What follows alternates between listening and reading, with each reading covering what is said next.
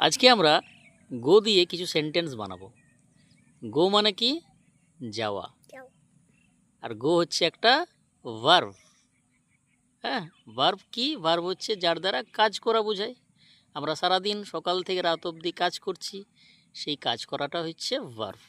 চলো শুরু করি। হ্যাঁ, আমি স্কুলে যাই।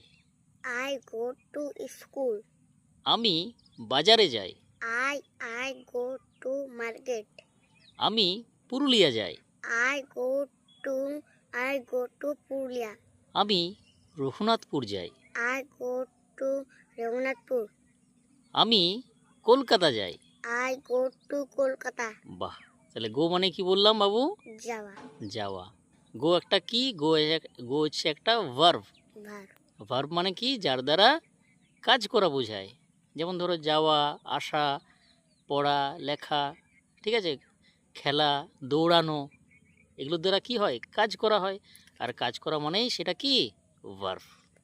ওকে, থ্যাংক ইউ।